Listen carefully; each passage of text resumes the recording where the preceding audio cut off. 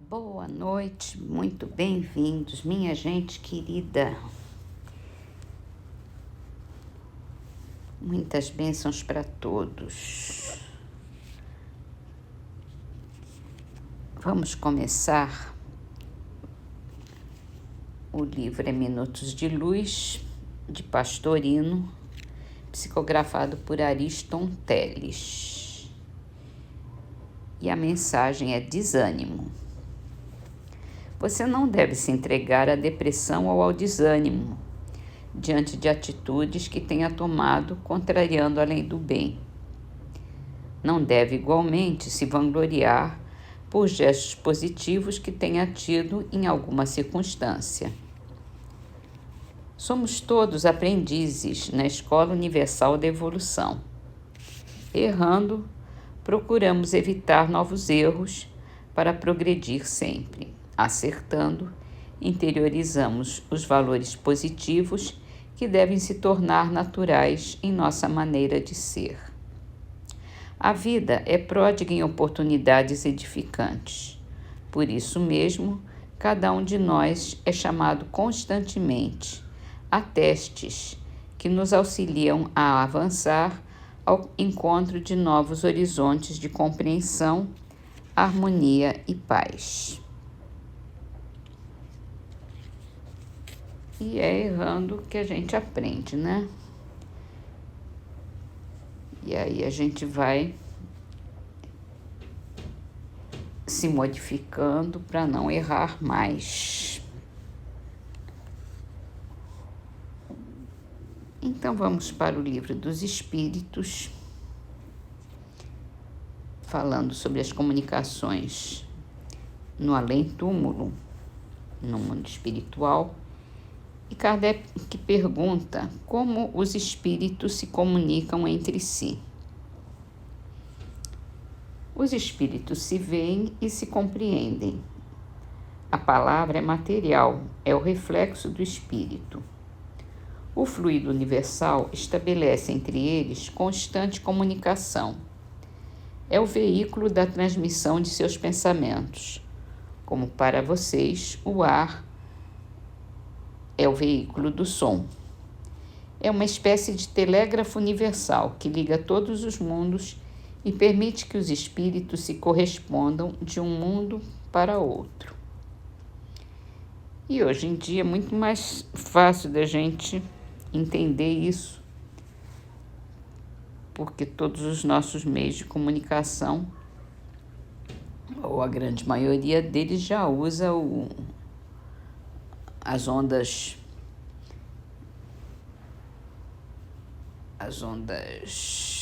Wi-Fi, né? Não precisa mais de cabo, não precisa mais de matéria. Então, a gente está chegando nesse ponto e já tem exemplos até de desenvolvimento até de tecnologia que transmite o pensamento da pessoa. Então, estamos cada vez mais evoluindo nesse ponto. Aí fica muito fácil de entender que os espíritos se comunicam pelo pensamento. É isso, vamos então para a Gênese. A gente está falando sobre as características do espiritismo como uma revelação religiosa, né? E continuamos.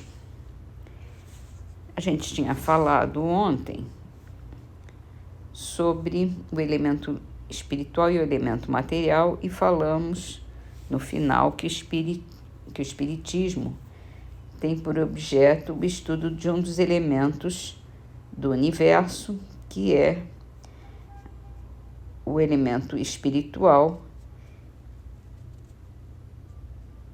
e pela impossibilidade de tudo se explicar com auxílio apenas das leis da matéria, ele vem para a elaboração desse elemento do universo. Então vamos lá. Acusam o espiritismo de parentesco com a magia, feitiçaria. Porém, esquecem que a astronomia tem por irmã mais velha a astrologia, ainda não muito distante de nós. A química é filha da alquimia, com a qual nenhum homem sensato ousaria hoje se ocupar. Ninguém nega, entretanto, que na astrologia e na alquimia estivesse o germe das verdades de que saíram as ciências atuais. Apesar das fórmulas ridículas da alquimia, ela encaminhou a descoberta dos corpos simples e da lei das afinidades. A astrologia se apoiava na posição e no movimento dos astros, mas na ignorância das verdadeiras leis que regem o mecanismo do universo, os astros eram seres misteriosos, aos quais a superstição atribuía uma influência moral e um sentido revelador. Quando Galileu, Newton e Kepler tornaram conhecidas essas leis, quando o telescópio rasgou o véu e mergulhou nas profundezas do espaço, um olhar que algumas criaturas acharam indiscreto, os planetas apareceram como simples mundos, semelhantes ao nosso, e todo o castelo do maravilhoso desmoronou. O mesmo se dá com o espiritismo relativamente à magia e à feitiçaria, que se apoiavam também na manifestação dos espíritos, como a astrologia no movimento dos astros. Mas, ignorantes das leis que regem o mundo espiritual, a magia e a feitiçaria misturavam nessas relações espirituais práticas e crenças ridículas, com as quais o moderno espiritismo, fruto da experiência e da observação, acabou. Certamente, a distância que separa o espiritismo da magia e da feitiçaria é maior do que a que existe entre a astronomia e a astrologia, entre a química e a alquimia. Confundi-las é provar que não se sabe nada delas.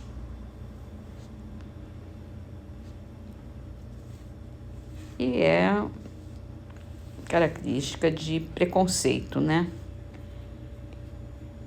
O querer fazer essa relação. E ainda existe muito preconceito em relação à espiritualidade, às verdades que o espiritismo trouxe. E hoje, com muito mais exemplos, com muito mais livros, com muito mais elementos para explicar os fenômenos espíritas.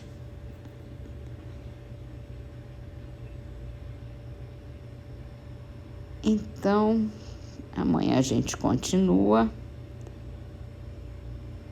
e vamos terminar as nossas leituras com o livro Canteiro de Ideias, com a frase de Emmanuel, psicografado por Chico Xavier. Esqueça sofrimentos e queixas. Prossiga fazendo o melhor que puder. Não desanime. A perseverança no bem aos outros paga dividendos preciosos de segurança e alegria. Haja e você verá.